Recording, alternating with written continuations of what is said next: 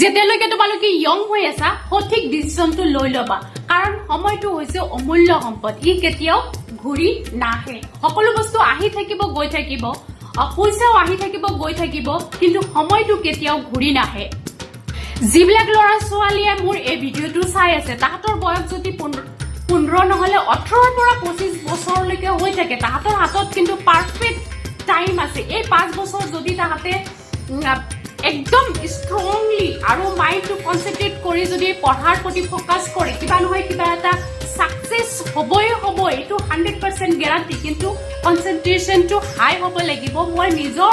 এক্সপেৰিয়েন্সৰ পৰা কৈছো তোমালোকে এই 5 বছৰ বহুত ষ্ট্ৰাগল কৰা কিবা এটা ক্ৰ্যাক কৰা ক্ৰ্যাক নকৰিলে বা কিবা এটা পাৰফেক্ট চাকৰি নাপালে লাইফটো এনেই ডেষ্ট্ৰয় হৈ যায় কোনো মূল্য নাথাকে সেইকাৰণে কৈছো পঢ়াৰ প্ৰতি ফোকাস কৰিয়ে থাকা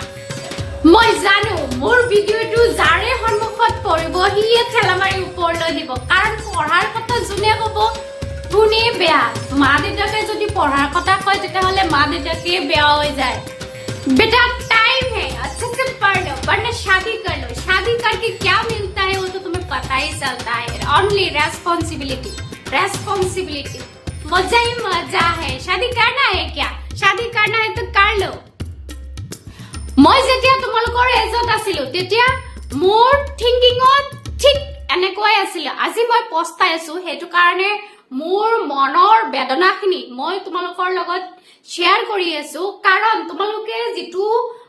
মোৰ লাইফৰ লগত যেটো মই সিচুৱেচন ফেস কৰি আহিছো যাতে তোমালোকে ফেস নকৰা হেতু কাৰণে মই সবকে এলাৰ্ট কৰি আছো কিন্তু মোৰ কথাটো কাকো ভাল নালাগিব কাৰো মানে বোৰিং লাগিব সবৰে মোৰ কথাখিনি